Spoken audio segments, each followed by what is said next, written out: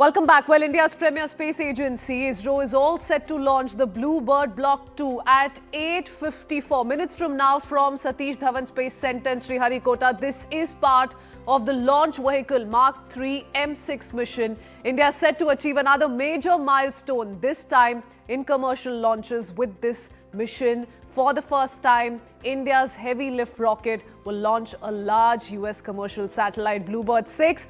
And this highlights the country's growing credibility as a global space launch partner. The satellite deployment promises to bring mobile services to some of Earth's most remote locations, stretching into the Himalayas, traversing oceans and cutting across deserts. It's an all-important day. ISRO is really excited. We're counting down to the final moments now, and these are live visuals coming in from Sriharikota. I do want to go across to former ISRO chairman S. Somanath, who joins us this morning on the Breakfast Club. Good morning, sir. Hope you're doing well. Let's begin with why this particular LVM-3 launch, Mr. Somanath, is being seen as such a landmark commercial mission for India, especially in terms of the rocket's track record and the significance of launching a large US satellite like the BlueBird Block-2.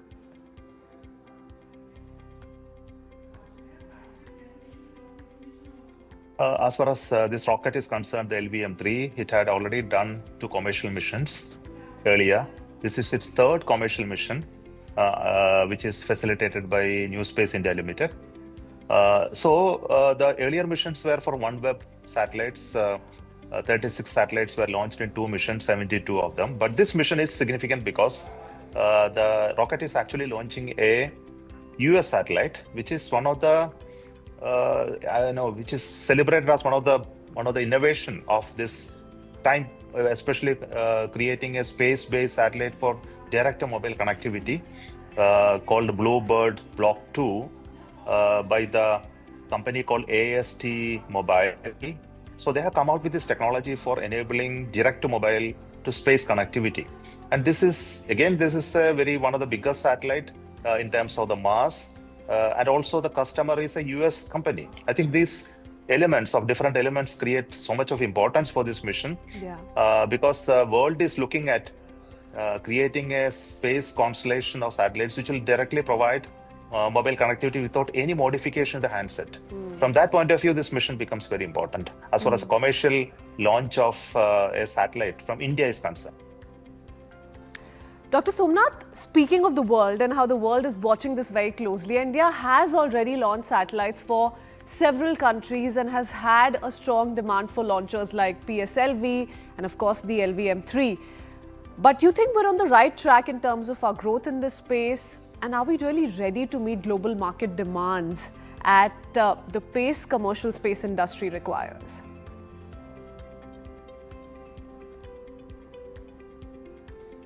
We are already a commercial operator of launchers. So we have already launched almost 430 satellites of different countries, almost 33 different countries, but they were small, medium satellites. And even single satellites, also heavier versions, a few numbers also were launched using PSLV and LVM-3.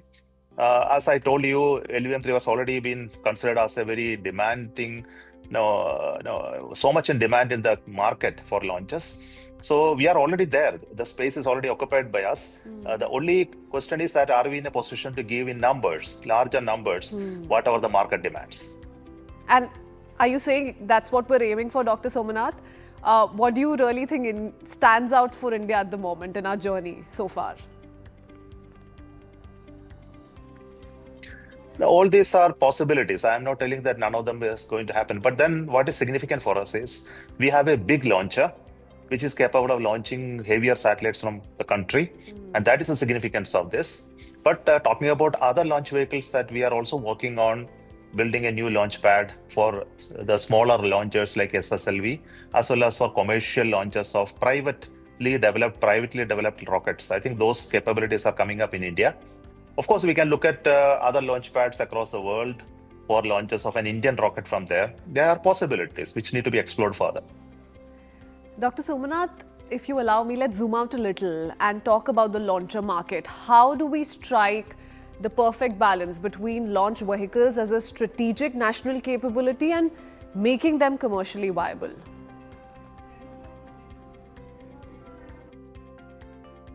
Of course, that is an important point. How this is going to be a commercially viable sector, especially launcher market. But it has different phases because launcher business is a national capability, a strategic capability for a country to have its own launchers to be operated as a national asset. This is one important element to create certain competence. But equally important is to create a commercially attractive launcher market, which will bring in more revenues as far as operator is concerned. In this case, operator being NSIL, the New Space India Limited. Its revenues won't immediately feed into ISRO's work. ISRO is a government-funded organization. Its R&D part is funded by Government of India. Whereas NSIL as a commercial entity can take up new manufacturing of these rockets in scale and also look at how some of the possibilities of launching from India be transferred to privately developed rocket operators. So this way, the confidence on Indian developed launchers will increase globally, which is a good thing for us. And very quickly, Dr. Somanath, do repeated launches help improve turnaround time, skills, reliability and cost effectiveness, and to what extent for heavy launchers like the LVM-3? Or do you think each launch has a story and challenges of its own and doesn't really get carried forward? No, both ways. I will put it this way, because before Chandrayaan-3, when we were launching using the same rocket LVM-3, just prior to that, we did a rocket launching for a private company. The OneWeb launch, commercial launch happened prior to Chandrayaan-3. And it gave us more confidence to take up Chandrayaan-3. So every launch helps the launcher organization to learn from every launch, because it's add value in terms of data. It adds value in terms of training and skilling. It also improves the manufacturing and the cycle time. For this launcher, from the last launch of M5 to M6, we have done a faster turnaround in around 31-32 days of time. So that's also a good learning, how to do launches faster for a bigger launcher. It's also a new learning. So every launch process helps the launcher agency to improve on its operation, cost effectiveness and reliability.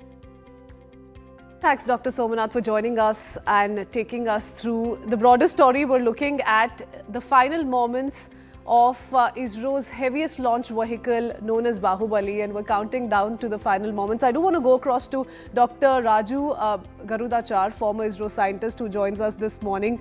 Dr. Garudachar, all eyes on the Bahubali, this heavy load launch. But first up, tell us, since we're in the last few moments of the final countdown, what is that one thing that you're watching out for the most with your fingers crossed? The big challenge that you're waiting for ISRO to, almost cross. Yeah. Good morning. This is a tense moment for all of us, but we are not very much worried about it because we have done a number of such launches. We are looking for all the thrusters to take off the satellite up to a minimum of a few kilometers, and then crossing all the stages. There are 3 stages for this. The first stage is the one which takes it up to a level of 100 kilometers or close to that. And beyond that, we are really looking for how the different motors are switched on, different thrusters are switched on to take it to the right orbit, the low Earth orbit. That is what is designated now. Certainly, we look for the next 5 minutes, initial 5 to 10 minutes, or enthusiastic time. I don't say it's not a very tense moment, but it's an anxious moment. We are not really worried about it, as I said, but it is certainly looking for the time until we reach a suitable altitude of 300 to 400 kilometers. Later on, it will be on the coasting phase based on the design criteria.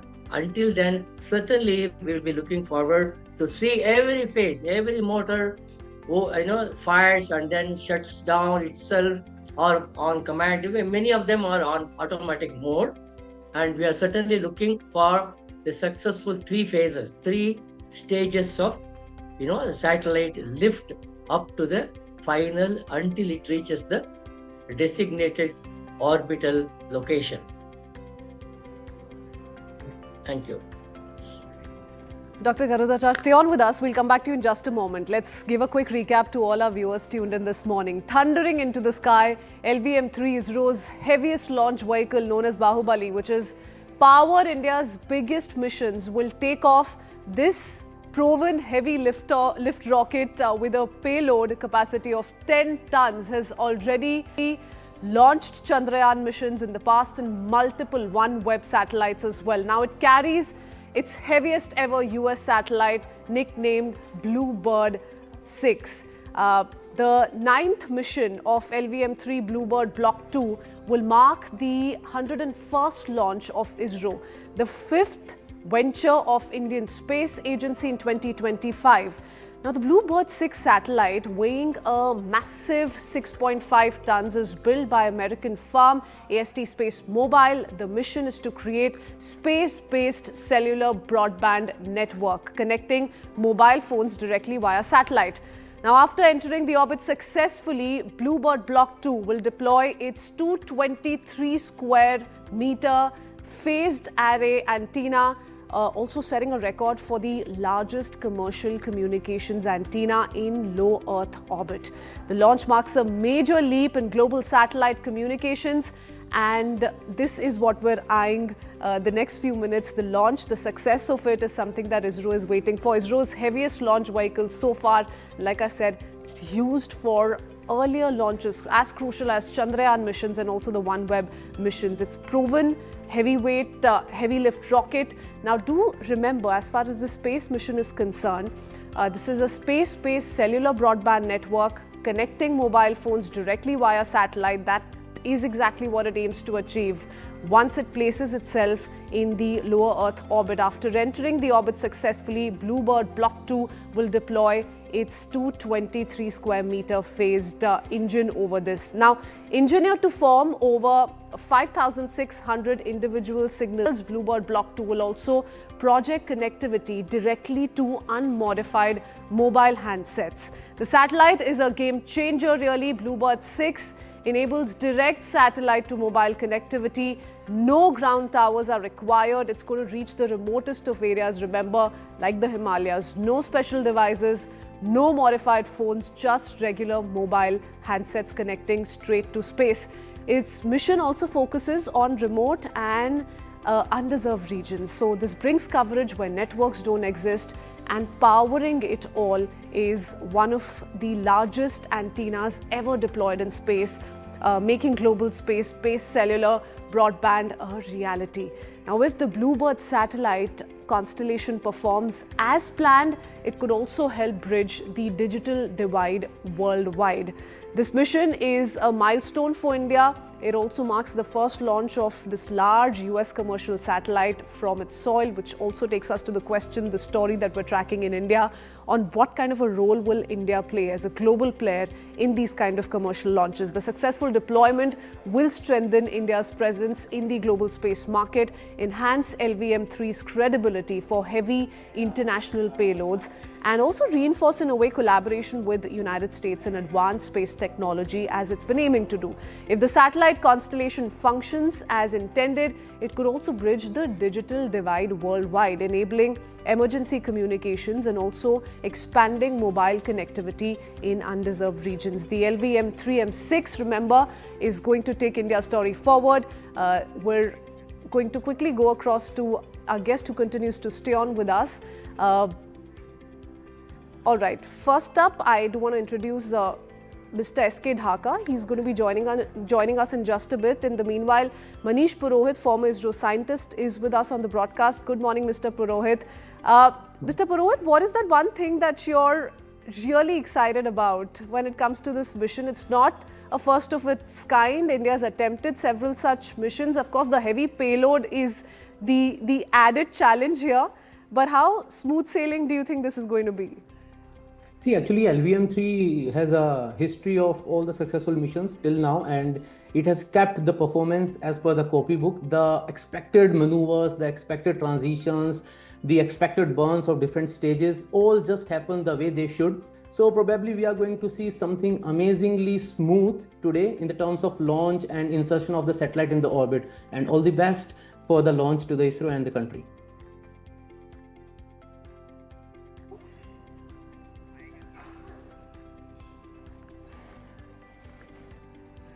Mr. Purohit, in terms of these kind of launchers, we've been speaking of where India stands currently, and that's a question I took to Dr. Somanath as well. He is very optimistic about the kind of role India will play as a global player going forward. But if one were to ask you where we're at right now, what would you say, especially in terms of a successful launch? So if minutes from now we do succeed in placing the satellite in the low Earth orbit region, what would that mean for the India story going forward? See, if we talk in terms of economy of launch, then probably we still offer pretty good price rate per kg for the launch services. But if we talk in terms of launch cadence and the frequency of launches and the capability of our launch vehicle to launch heavy loads, then still we have a lot of ground to cover. That's why probably India is planning NGLV, the next generation launch vehicles with improved launch capabilities. Right now in the market, we have reusable launch vehicle from New Glenn, Blue Origins. We have Falcon that has proven its cadence and its metal several times. The boosters have been reused around 30 times.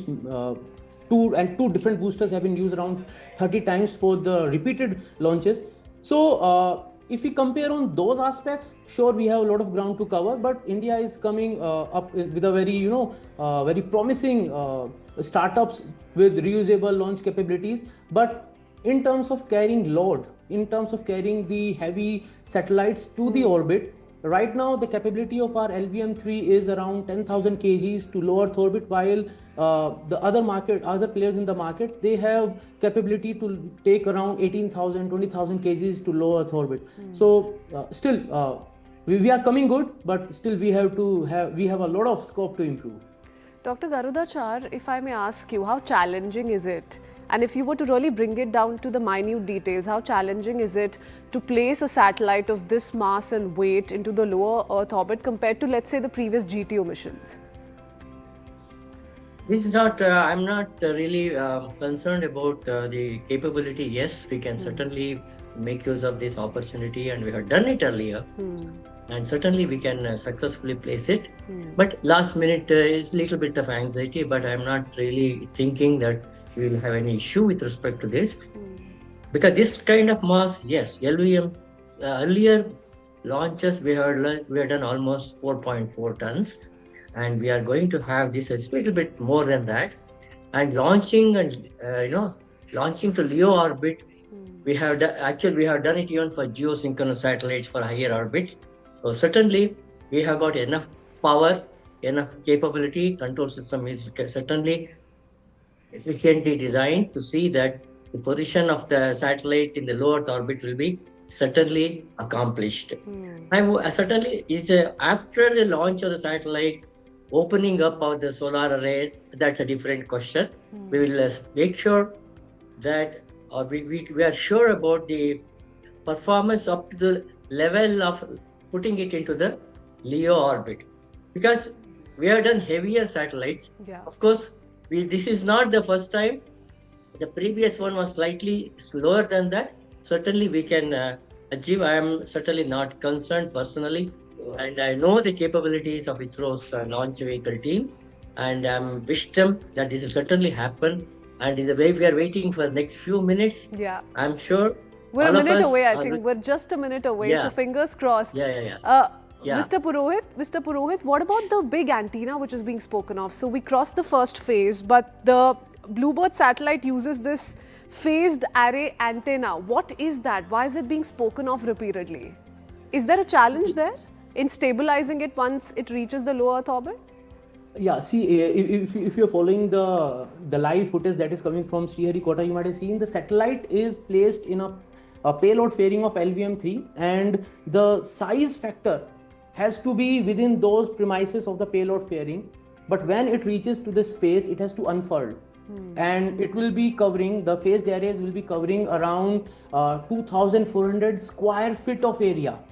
So just imagine this thing, that right now the same stuff which is going to unfurl and cover a big 2,400 square feet of area is right now residing up there in the payload fairing. So once the satellite detaches and is placed in the orbit, then the most typical maneuver will happen, and that will be unfurling those phased array antennas. So what exactly is phased array antennas? So mostly when we think about antennas, we have that picture that you have to focus the antenna in particular direction to receive the signals and to transmit and to talk to someone.